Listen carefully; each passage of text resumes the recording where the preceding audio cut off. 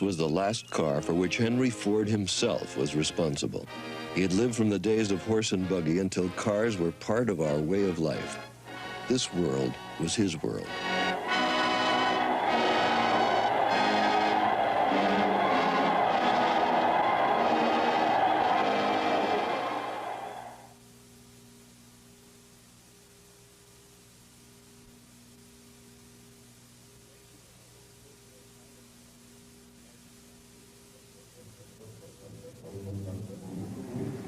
In 1911, Ford built Highland Park, the largest factory in the world. He was almost 50 and had just made his first million. In 10 years, the auto industry had developed from nothing to nearly the largest in the United States.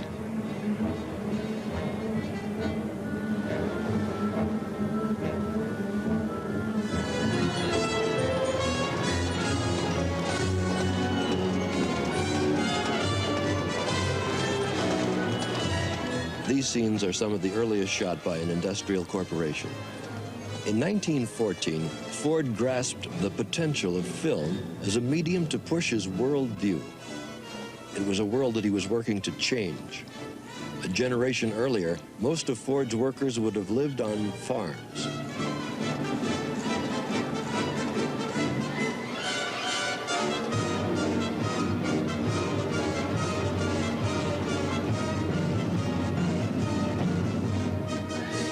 The Ford film unit covered everything, from the activities of the company to the myth of the man.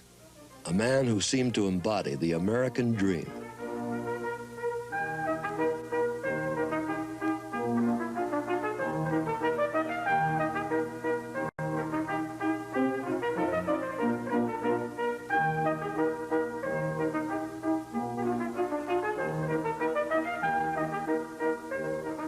He was brought up on a Michigan farm.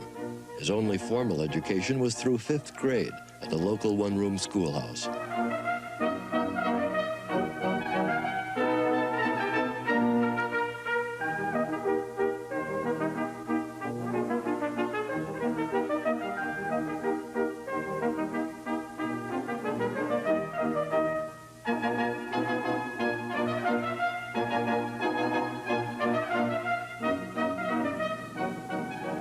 But the world the young Ford grew up in was harsh and uncompromising. He was born in 1863, 30 years before the first automobile appeared in the U.S. He lived on a farm his father was struggling to clear. And his early experience was a Puritan environment with an endless round of farm drudgery.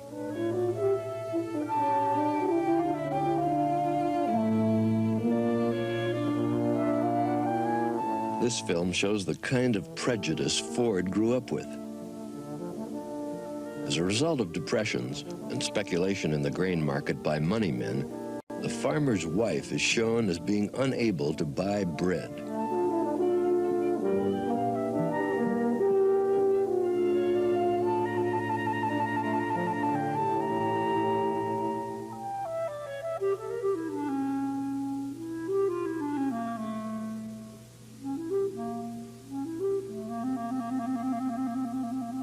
Like most boys of his generation, Ford took an early interest in tinkering.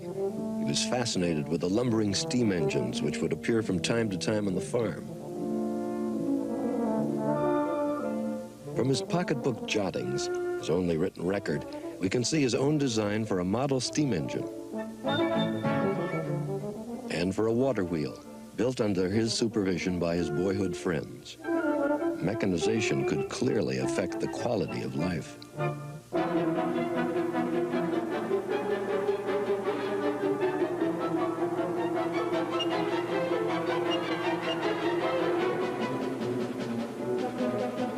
By 1885, when Ford was 22, growing industrial cities were linked by the railroad.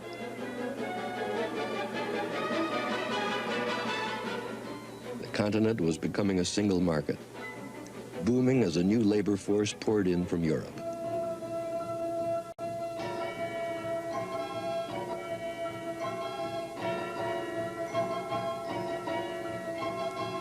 This is the Westinghouse Works, and is the earliest film record of mass production.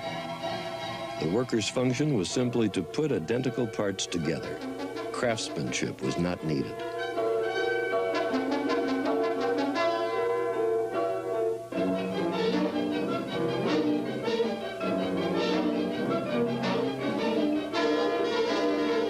Mass production led to cheap goods. With urban population growing fast, the cycle of modern capitalism was underway.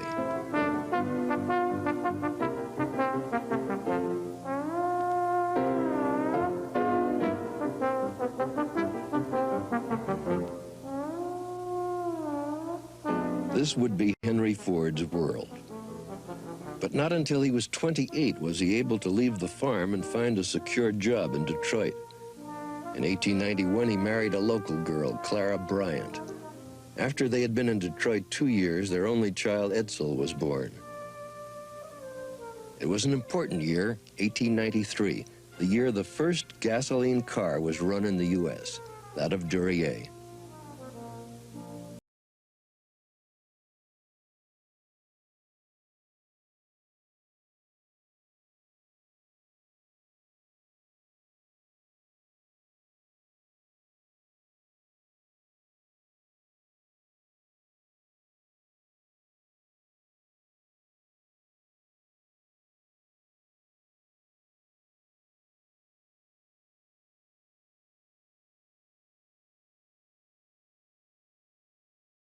A year later, he and a friend, James Bishop, handcrafted one of the country's first cars.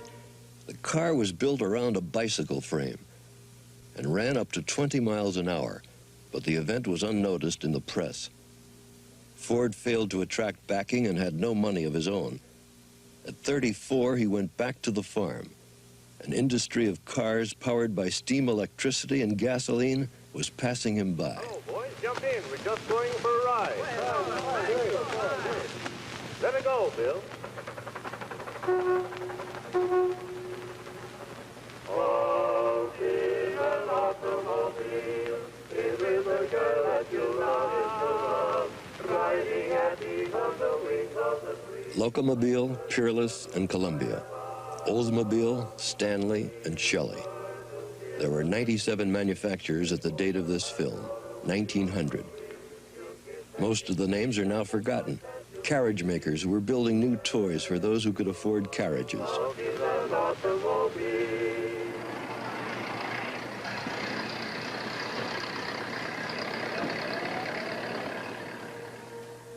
By 1900, Ford had managed to save enough money to move back to Detroit.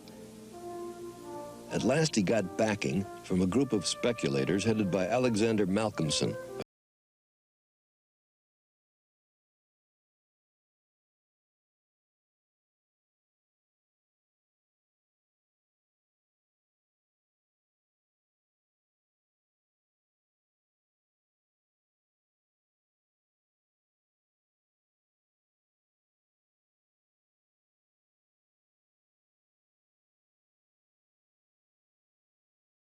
The public was fascinated with speed. He took up racing.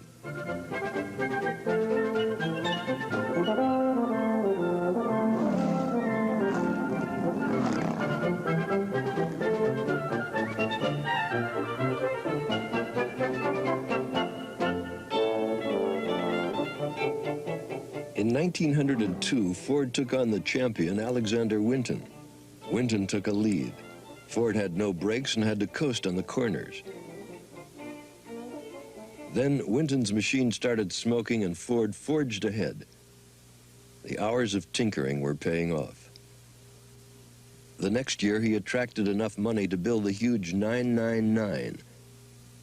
He hired the cycling champion Barney Oldfield to race for him and established the world's record of 57 miles an hour over 5 miles. At 40, Ford was a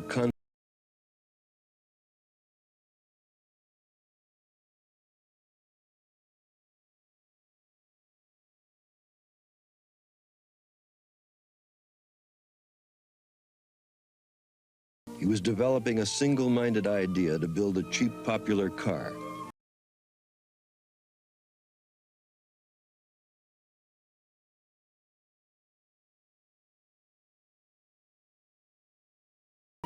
were 24,000 automobiles sold in the U.S. in 1905. Of these, 2,000 were Fords. The next year, Ford captured 25% of the market. Under Cousins, dealerships were set up. Models ranged from cheap to flashy. There was the lightweight Model N, which Ford wanted to make.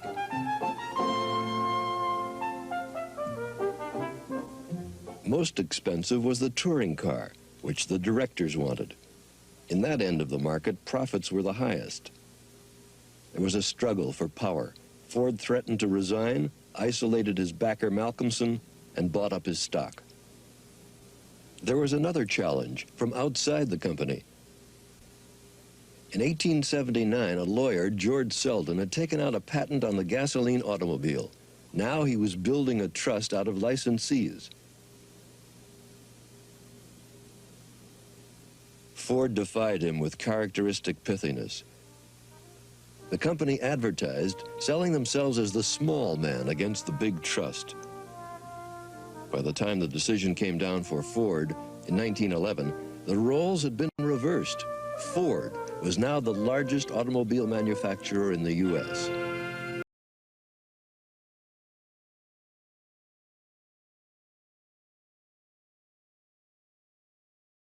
He had made the American dream come true. Through his victory in the Selden suit, he became a folk hero. For the car he was now building, his name was coming to be a household word.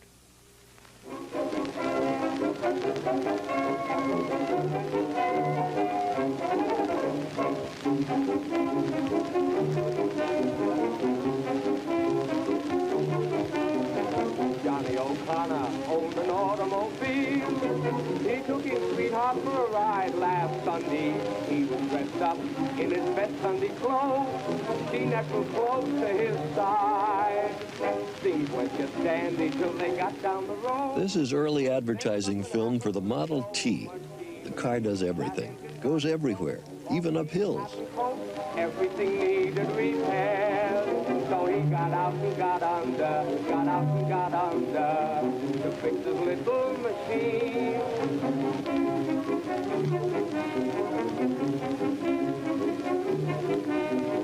Millionaire Wilson said to Johnny one day, your little sweetheart don't appreciate you. I have a daughter who is hungry for love, and she likes to ride by the way. From the start, the Model T was a topic for films and songs. The Model T was rugged and cheap and offered in only one color, black. All work, no frills. It owed much to its maker's Puritan origins. Other manufacturers were making luxury cars. The Ford company was moving in the other direction.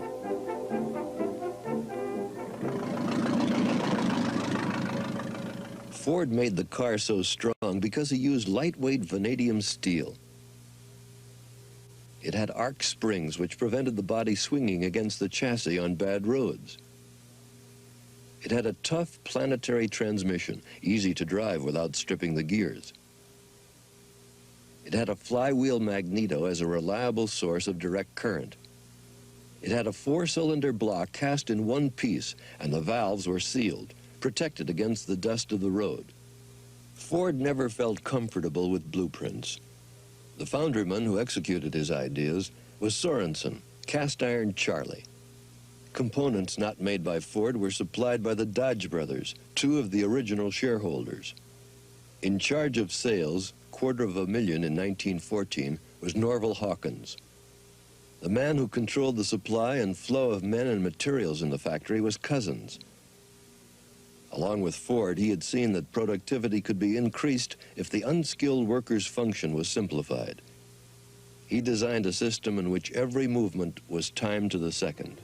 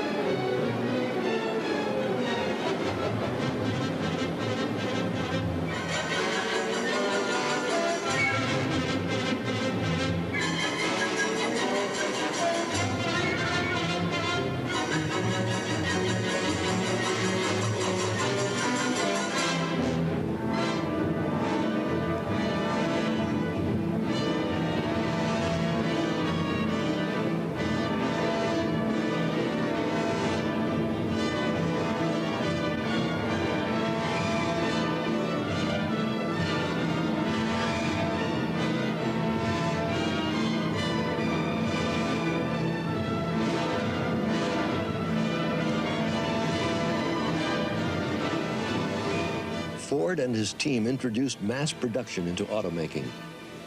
And as demand for the Model T increased, they took this one stage further.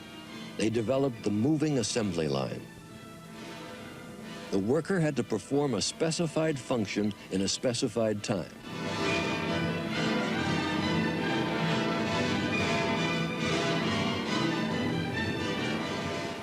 There were over 50 sub-assemblies, some with as much as 87 separate machine operations. A rule of iron was needed to see that the timing was exact as the parts came to the final assembly.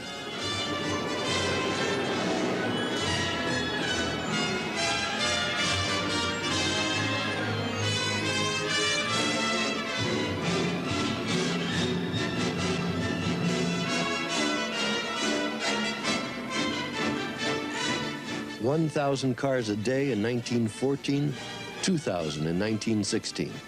As productivity went up, the price went down.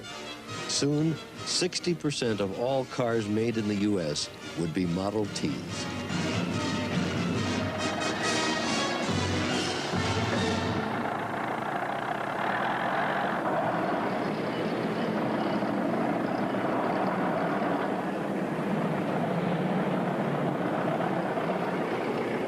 The auto industry was becoming the largest in the country.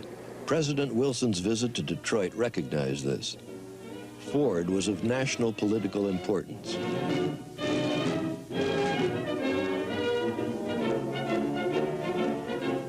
Frequently, he was seen with celebrities, here with Helen Keller.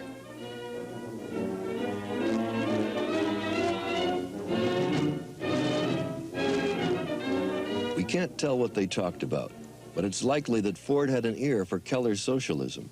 From his youth, he had nurtured a bitterness against the misuse of money.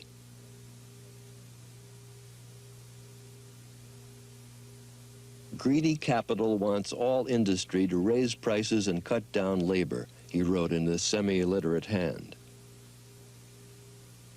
I am not attacking anyone but the system. I don't blame any person but the system. He then made one of his shrewdest moves against the system. He raised wages to an unprecedented $5 a day. Before, production had been disrupted by the turnover of labor. Now, that stopped. The move made Ford a friend of labor, but an enemy of the establishment.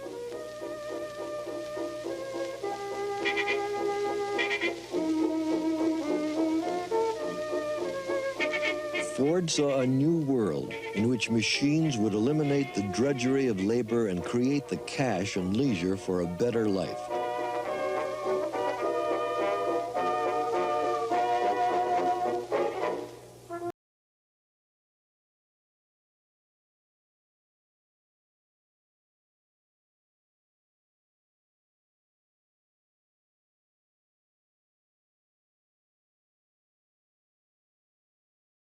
In 1951, Ford was free to turn to other matters and implement his progressive ideas, among them his trade school. Applicants would write from all over rural America, hoping to follow in the footsteps of the man whose blend of rural philosophy and urban success had made him so popular.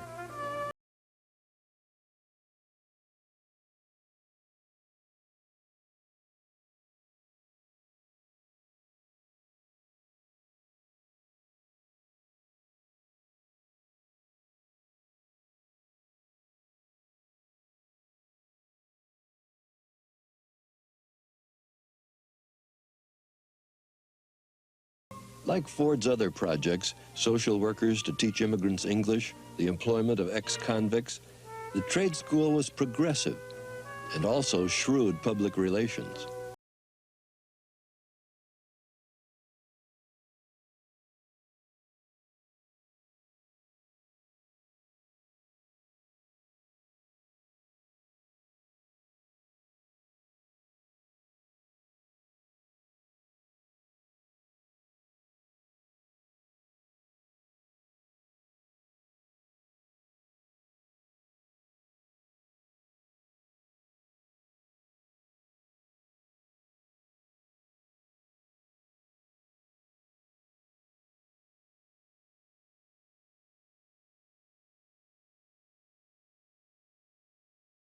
Ford's presence meant the mission was well publicized.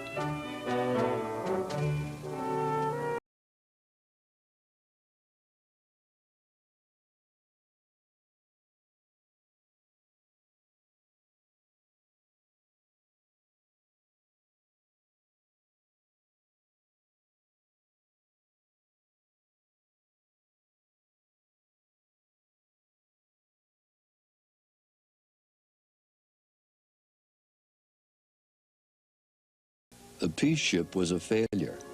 Ford was called a clown, strutting on the stage.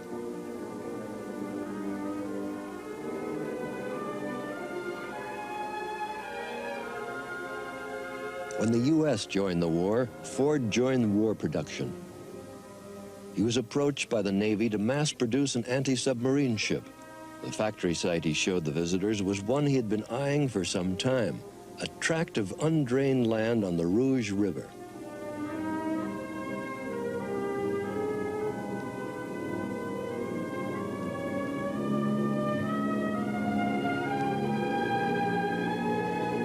The government paid for the clearance of the land, and production started on a truly Ford scale.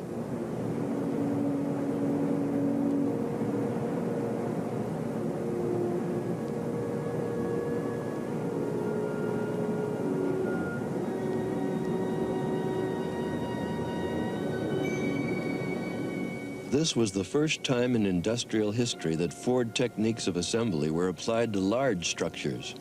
A whole Eagle boat could be built in 10 days.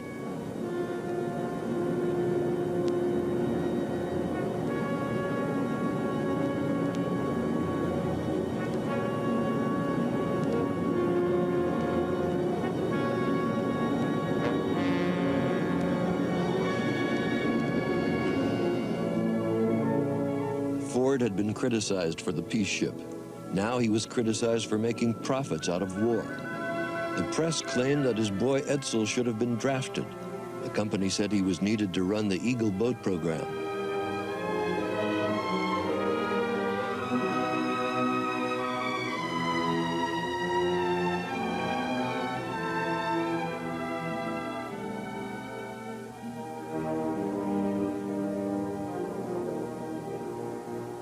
The charming young heir was now taking responsibility from his father.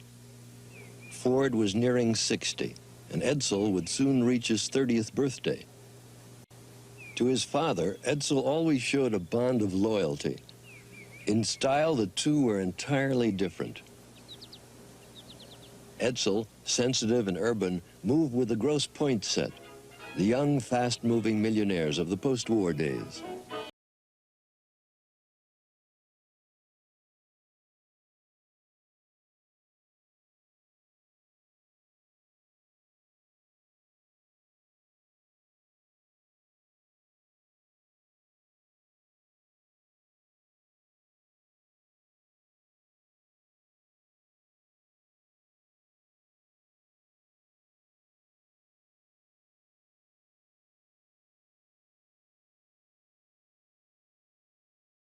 Started in the factory from a young age. His taste was for style and speed in cars, and when in 1921 the prestigious Lincoln Company was ailing financially, Ford purchased it. It was Edsel's kind of car. The founder of Lincoln was Henry Leland, the master among Detroit engineers. Ford had promised control to Leland, but when the deal was signed, Ford's men were moved in and Leland edged out.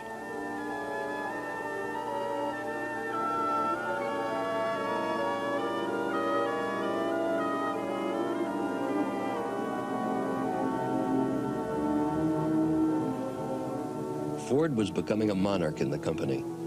Cousins had quarreled with Ford's domineering attitude and resigned.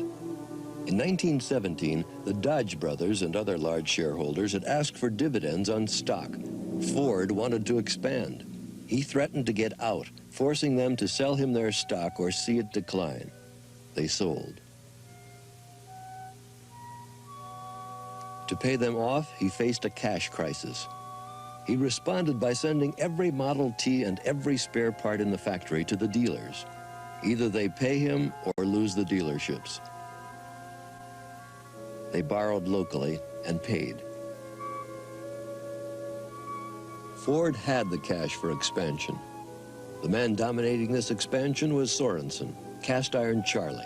He ran the foundry, and from there he would boss the company. By gaining total financial control of the company, Ford was an exception to the rule among millionaires. He was creating a dynasty. With the birth of Edsel's son, Henry II, succession in that dynasty was assured.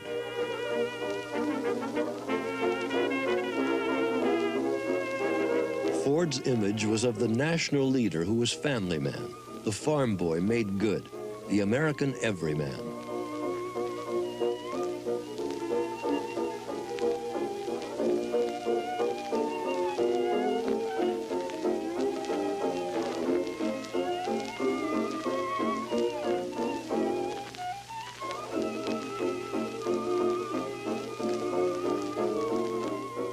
But then Ford's public image was damaged. The Chicago Tribune had called him an ignorant idealist, criticizing his stand on peace and failure to pay back war profits. At the trial for libel, Ford's ignorance of history and fifth-grade education were exposed. The more painfully because of Ford's stammering inability to speak in public and explain that he was only interested in the history of the common man.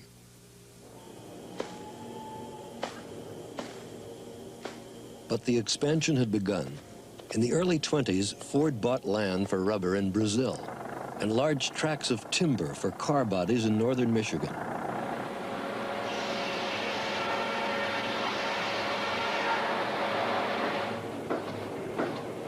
Ford also bought coal mines.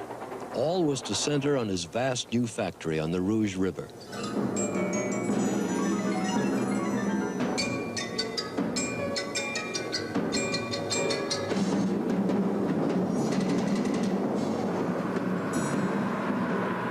The Rouge plant was on the site of the Eagle Boat factory. Ford's idea was to cut out both the profits and delay of suppliers. With its own steelmaking plant, the entire production system came under his control.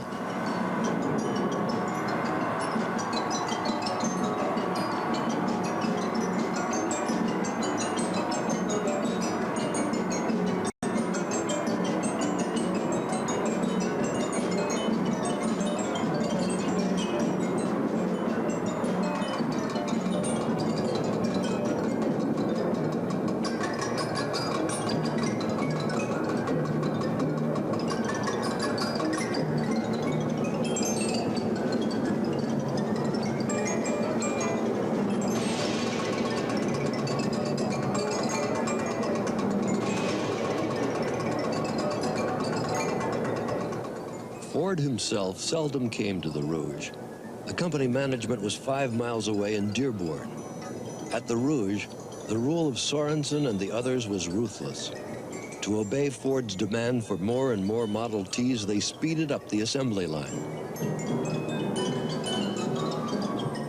The size, the noise, the cramped workspace, conditions at the Rouge were brutal. Talking was forbidden. So were unions. Ex-convicts Ford had employed became the basis of a spy system to spot idlers. Ford's progressivism now became a blueprint for control.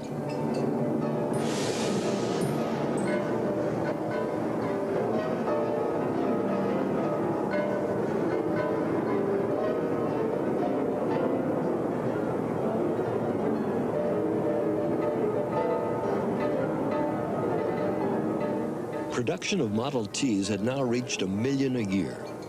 But with inflation, profits were only $2 a car.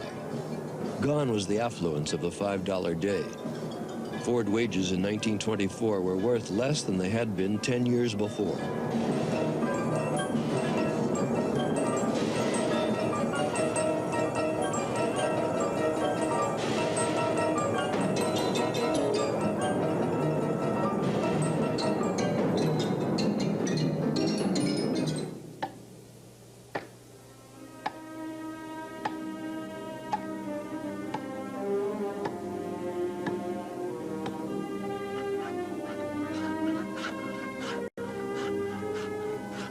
Among Ford's cronies was a rising henchman, Harry Bennett.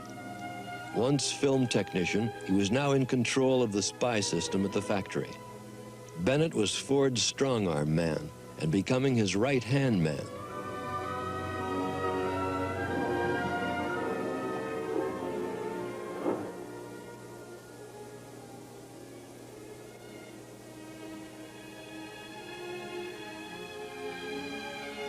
Ford was happiest when surrounded by cronies, turning to his rural origins, searching for fundamentals.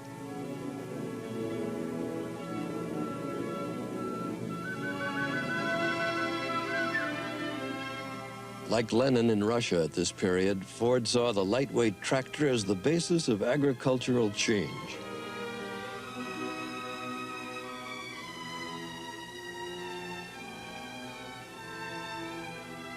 Ford's tractor was like the Model T, cheap, rugged, and lightweight.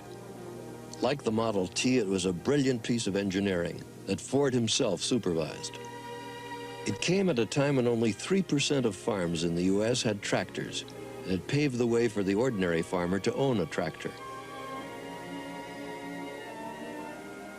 There was both substance and style to Ford's rural activities, even his camping trips.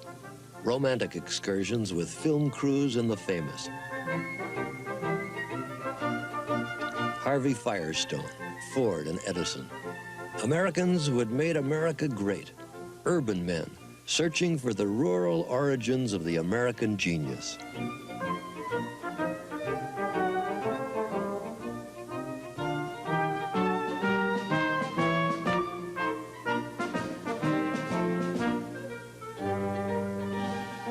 The camping trips were exercises in pleasure and publicity, for Ford's major object in life was still to sell Fords.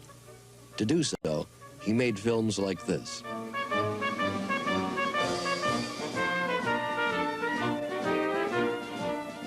"60 years earlier, the young Ford had hated farm work. Now celluloid melodramas carried the message.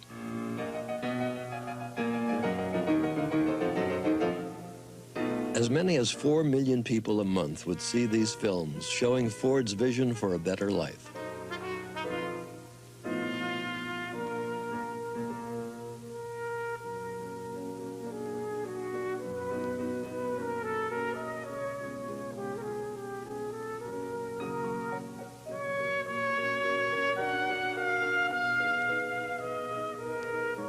The films sold modern ways.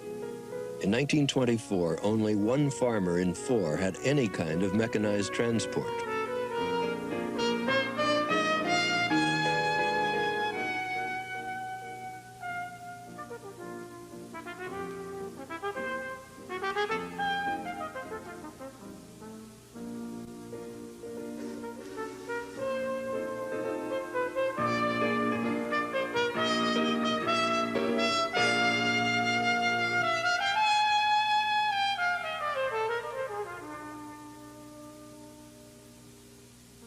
His protest dismissed, the hero, like the young Ford, is sent off to the little red schoolhouse.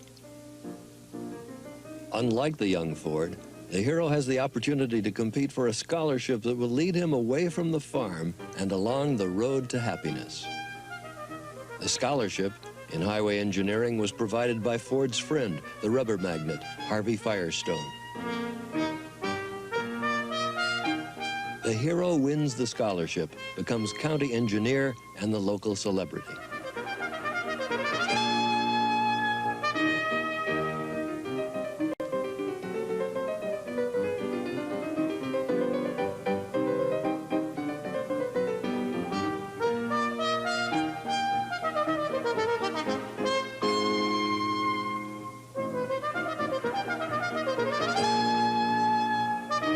With the road to happiness paved, mechanization could send the farmer safely along it.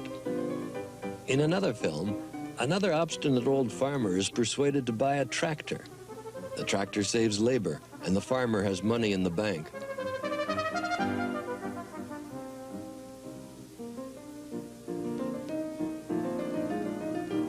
With the cash, the farmer goes to the Ford dealer and gets still another truck. The cycle is complete.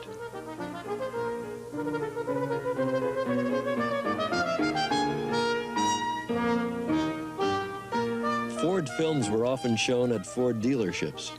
In this film, at the end of the road to happiness lies leisure.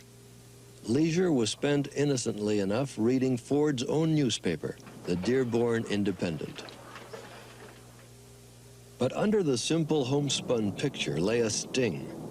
The sting was Ford's complex hatred of finance. What do we get for borrowing from the bankers, and where do they get the money? Ford associated banks with his virulent anti-Semitism. The Dearborn Independent carried Ford's sting.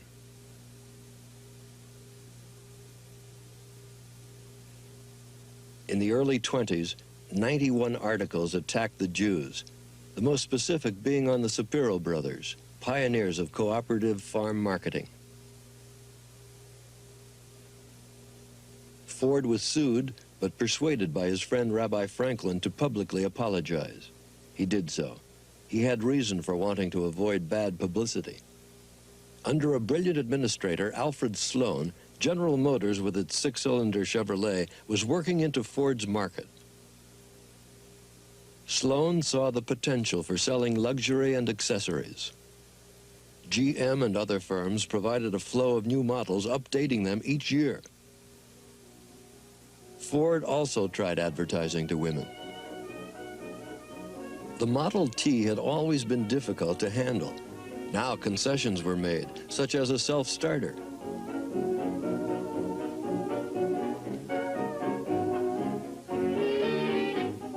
But more and more people could afford an extra $100 for style. In 1925 and 26, the Chevrolet gained in the market. The Model T was still the Model T. A radical decision was made. It was decided to build a new Ford. 12,000 employees were laid off for retooling.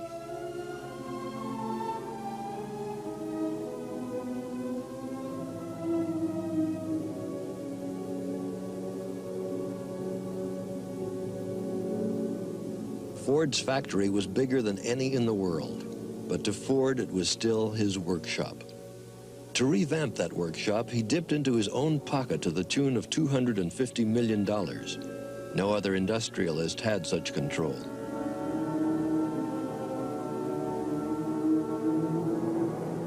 Body design on the new car began under Edsell's supervision. Under his father, the laboratory started testing for a new engine.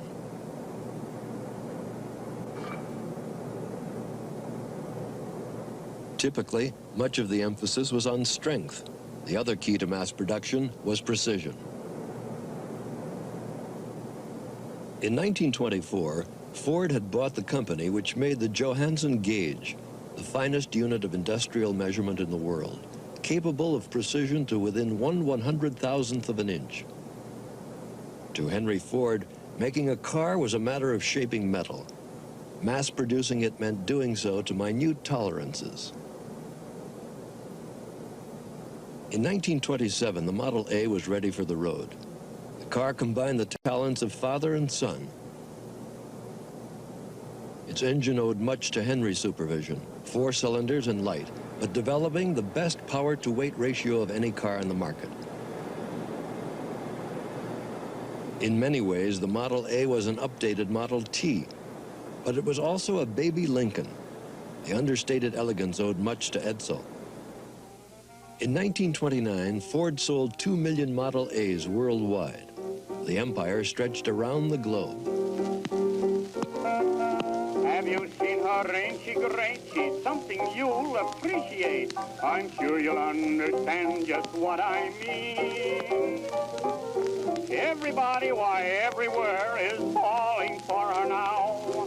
I'm talking about the new Ford, and boy, it's sure a wow. Lay off, people, lay off, folks, none of your sarcastic jokes. Henry's made a lady out of Lizzie. No more bruises, no more aches, since she's got those four-wheel brakes. Henry's made a lady out of Lizzie. She's even got got a rumble seat and lots of style and class. The horn just seems to holler out, toot toot, thou shalt not pass. It was now that Ford celebrated the roots of the American ethic on which his empire was built. On October 21st, 1929, Ford opened his Greenfield Museum of Technology on the site of his boyhood. The date was the 50th anniversary of Edison's invention of the light bulb. As Edison stepped off the old train with President Hoover, the lights all over the country were dimmed.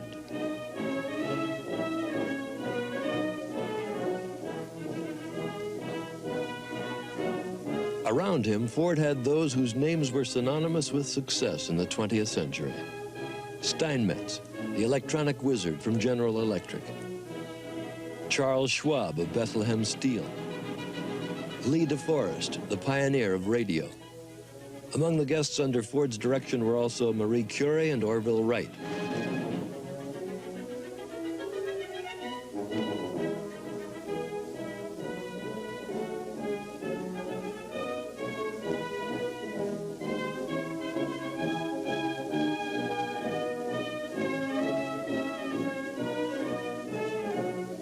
There was an irony in the timing of this event. At the exact hour that President Hoover paraded through downtown Detroit, the stock market was closed in New York.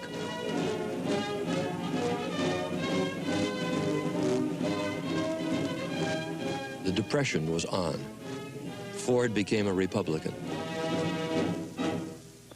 I suppose I am like most Americans. We never bother about politics until it means something to us. Herbert Hoover should be allowed to carry out his program, and I think he will. He has faced the enemy for 3 years now. He knows all the tactics of the forces of destruction. Mr. Hoover is carrying a greater burden than Abraham Lincoln carried, and he is carrying it in a way that places him beside Lincoln in sacrificial service. It is only common sense when a man like Mr. Hoover has been educated by experience, when he has got control of the thing he is fighting, when he is beginning to show results, it is only common sense to let him finish his job. I think of him as a human-hearted, honest-minded, hard-working Hoover. In 1930, sales of the Model A were down 50%. Sales of Chevrolet were down only 5%. Those who kept their jobs were the lucky ones.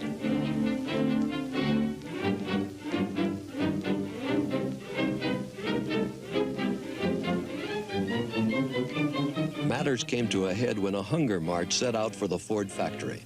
The marchers walked the 5 miles from Dearborn to the Rouge. Then the hoses were turned on.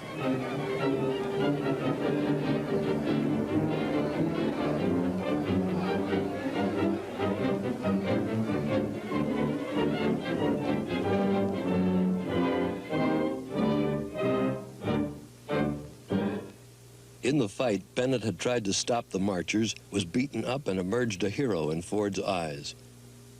"He is the only one who does what I want," Ford said of him. Bennett's growing power fed off Ford's hatred of unions. His attitude was dividing Ford from his son Edsel, who saw the company declining because of its old-fashioned ways with labor and management. A company so big its fortunes were identified with those of the country. We have just been showing several hundred newspaper men our new models for 1934, and they have been asking us what we think of the coming year. All I can say is that we feel pretty good about the outlook. The United States, even when it is running in low, is a pretty big business proposition. But I believe the country is getting ready to make a very decided step forward next year, and we are doing all that we can to help it along. What do you think of that, Father? Well, I think everybody's decided that they've got to go to work. And I think from now on that there's no one can stop this great country from going ahead. Full blast. The monarch was becoming disenchanted. In 5 years, Ford lost $174 million. To catch up with competitors, the company brought out the V8. It was yet another step forward in the assembly line process, now completely bossed by Sorensen. A system was developed at the Rouge for moving the furnaces and casting the engine block. Steel was made, purified, and poured into the engine molds without ever being allowed to cool.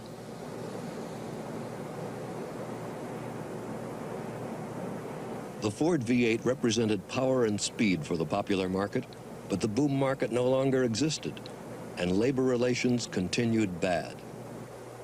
GM had given in and signed a contract with the United Auto Workers. In 1936, Ford was the only large company to refuse to bargain with organized labor. Ford grumbled and blamed his troubles on the $5 day of 20 years before.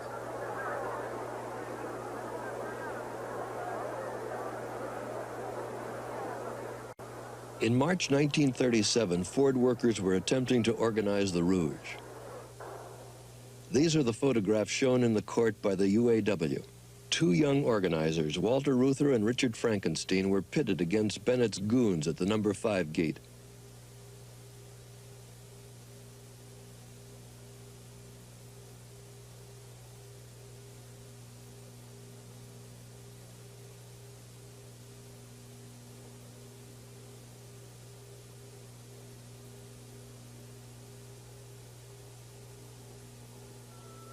The beating of Frankenstein brought Ford employees solidly behind the UAW. But it would be 4 years before Ford would sign a contract. He was old, 74 now. The world was passing him by.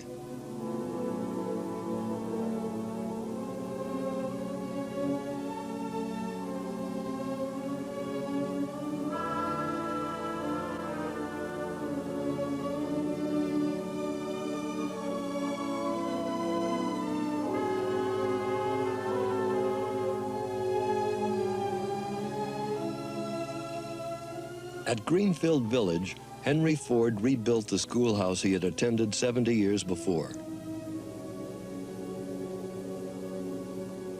Ford's only textbooks had been the McGuffey Readers, moral passages for 19th century farm children.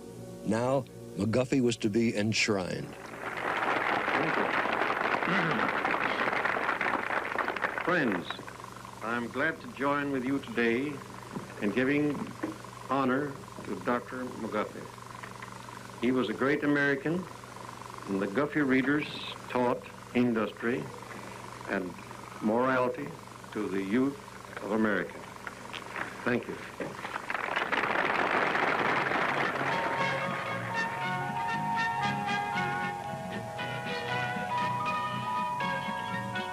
Still, Ford's rural interests were not entirely nostalgic.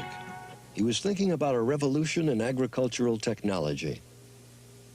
"We must make milk out of something," he wrote. His mind turned to soybeans, which could be made into plastic for cars and a substitute for milk.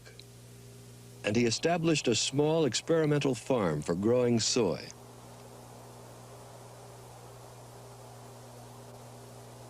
Henry Ford also developed a series of rural factories to give farmers an income making Ford parts.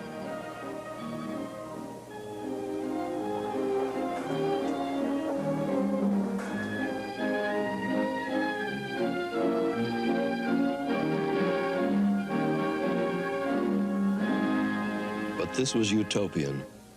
When the 1940 World's Fair took place in New York, the last V8 model to be built before 1949 was displayed. Europe was at war, a fact Ford stolidly refused to believe.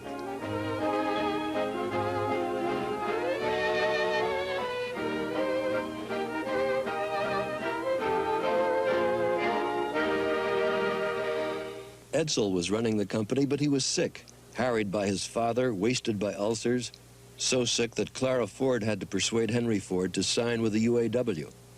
A few weeks later, Henry Ford suffered a stroke.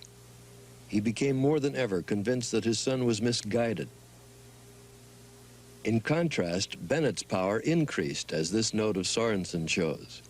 Bennett in full accord with Henry Ford. Henry Ford will support Bennett against any obstacle. By the time the note was written, Pearl Harbor had been bombed and the U.S. was at war.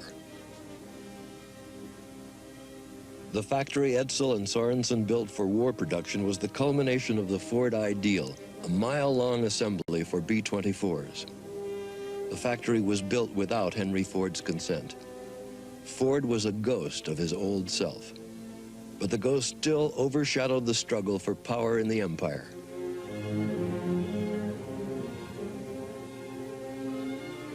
Edsel's health got worse. He developed stomach cancer and died. Sorensen jotted down the event. Now it was Sorensen who was gone, dismissed after 44 years.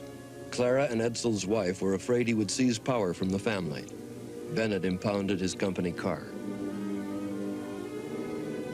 Another figure now begins to appear in Ford films, Edsel's son, Henry II.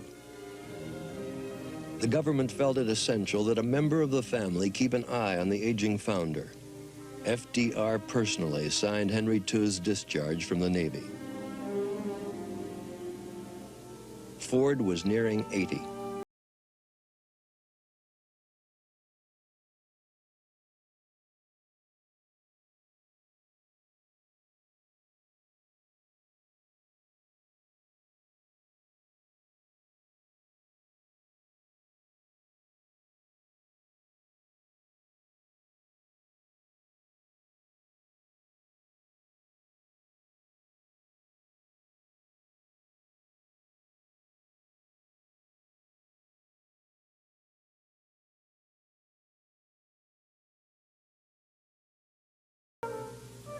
For 2 years, the young Henry Ford eyed Bennett suspiciously.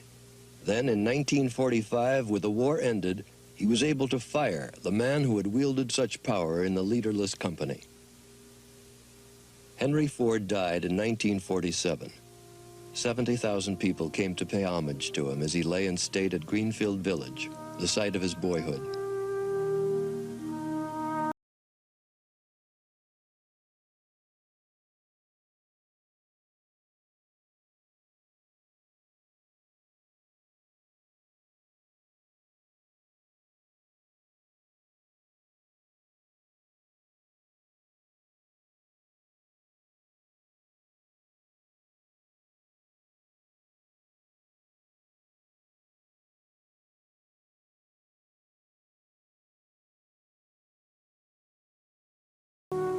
In the fall, the Ford supervisors went on strike.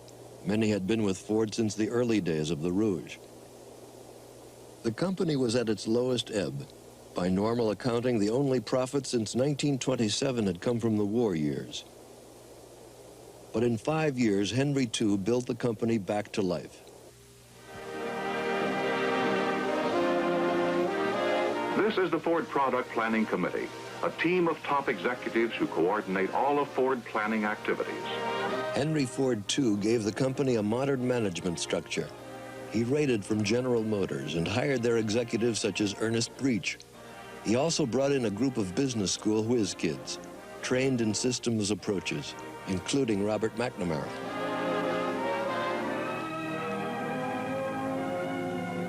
The transformation of the company was completed.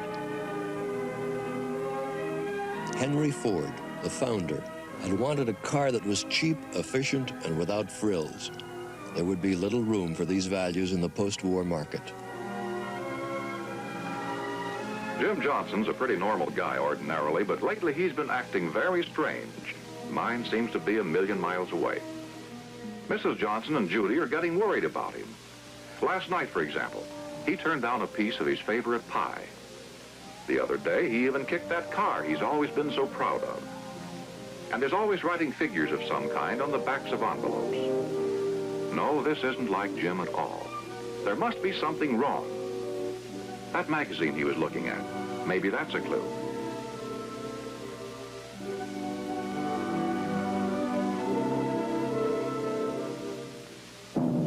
Yes, that's the answer. Surprised you didn't guess, aren't you? Well, there's only one thing to do. Only one cure. And Mrs. Johnson is wise enough to know it. She knows the only medicine for this condition in the American male is this.